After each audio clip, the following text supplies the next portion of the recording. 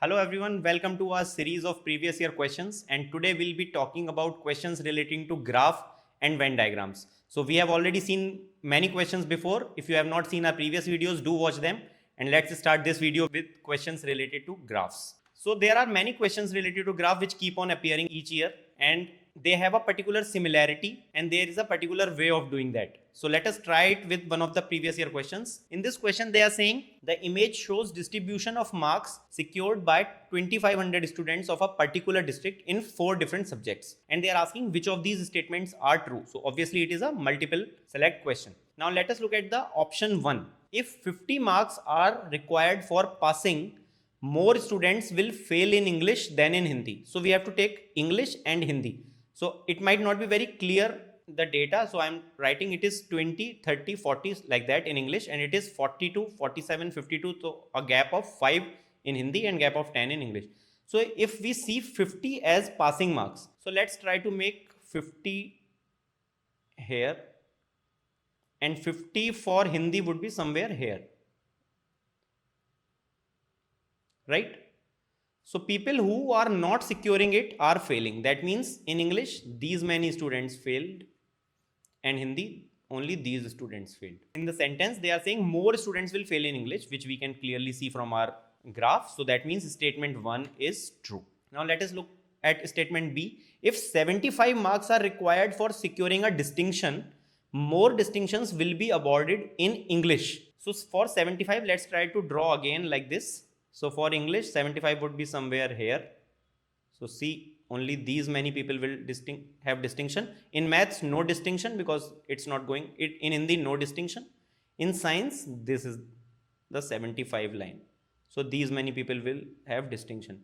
So as we can see, distinction in science is more and in English it is less. So statement B would be false because they are saying in English it would be more. So B is false. Now let us come to third part, that is the average marks secured in science is highest compared to other subjects. So as we can see, the graph is regular. So that means the average will be the center point. There are as many things on the left and as many things on the right. So center would be the average. So if we see like this, so in English, see the average would be 50. In maths, the average would be 66. It is 64, 66, 68 like that. In Hindi, it would be 57, and in science, it would be 65. So the sentence is saying the average marks secured in science is highest, whereas in science it is 65, in maths it is 66. So highest is of maths. That means statement C is also false. Then we have the fourth statement, that is students have performed more uniformly in maths than in any other subject. When they are talking about uniformly, that means the highest point and the lowest point are not very far away. Uniform means very similar performances. Nobody is very high in the class, nobody is very low in the class, right? So if we see like this, the maths graph is going from 60 to 72. That is, the range is only of 12. In English, it is from 20 to 6 to 80. So it range is 60. In Hindi, it is 40 to 72. So the range is 30. In science, it is 50 to 80, so range is 30. So the least range is in maths. That means more uniformity is there. That means statement D is true. So statement first was true, then second false, then third false, and fourth is true. I hope it is clear. Let's move to the next question. So this is a question of Venn diagram. When you see a Venn diagram, you have to understand that if a circle is completely inside another circle, that means this is a sub part of this bigger circle. For example, if we say something is a footwear and we say another thing as shoes. So shoes is a subcategory of a footwear. So it will be represented by a thing like this. As in the question, we can see that this first circle is completely represented inside this second circle. So that means from our options, at least one of the options should be a subpart of the other, and then this third one, it is half coming inside, that is making things which are same, which are repetitive, which are common, and there are also some things in third which are not common. So this is how we have to interpret our options. So let's see option A, that is snack, food and dosa. So see, food can be this bigger circle. When we see snack and dosa, they both are also food. So that means both of these circles should also be inside the circle of food. So this portion which is outside this circle, it is not represented here, because whatever snack you are having, it must be completely inside the category of food, right? So that is why A option will not be the correct representation. Now let us come to option B, that is female, doctor and mother. Now see, mother, all mothers would be female. So that means the circle of mothers would be inside the circle of females. So that means this representation is correct. And doctors. Now some doctors can be females also, can be mothers also, but some doctors can be males also. So they will not be in the category. That means all the conditions which are given in the figure are represented correctly for this B option. Now come to parrot, pet and bird. Now when we look at parrot, pet and bird, so inside bird only parrot would come, right?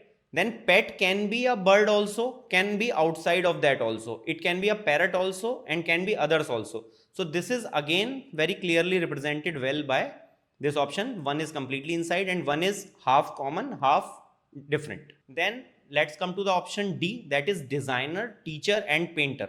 Now see, in all of these three, it is not necessary ki all painters should be inside the designer category, or all painters should be inside the teacher category. A painter can be a different person, a designer can be a complete person, there can be some common also, same for teacher. So there is no particular thing which is completely represented inside other. So that means D option is also not represented by this Venn diagram. So option B and option C are the representations of this Venn diagram. Let's move to our last question, that is another question of graph. So these type of questions, they give equation. For example, the equation given here is x into y is equals to 25. Now for such questions, we can assume some values and check in the graph whether they are doing it justice or not. For example, if I take a value of x as 5, then value of y must also be 5, right? To make it 25. Then if x is minus 5, then y must also be minus 5, right? So that would also be 25. So that is how we have to see. So let us look at option A. If we see on 5, it is coming at 5. So that means this is correctly represented for this equation. Let's come to option B. So if we see for 5 here, it is coming correct.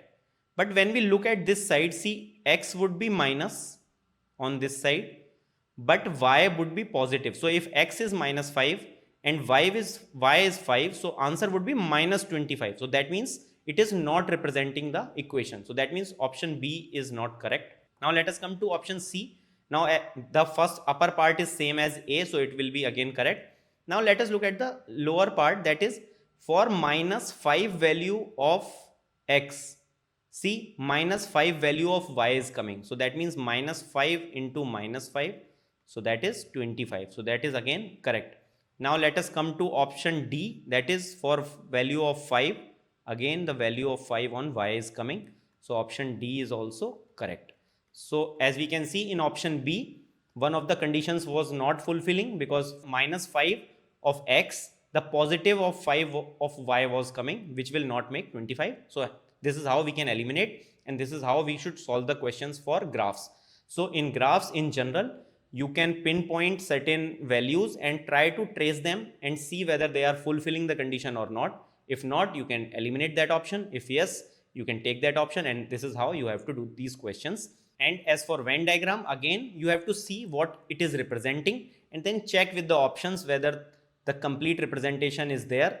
If you find any value which is not correctly represented, that option can be eliminated. I hope this video helped you. Solve more of such questions, keep doing it, and this exam can still be qualified if you keep your practice well in the direction that is required. So we'll keep coming with more of such videos. Keep following us. Till then, thank you and have a nice day.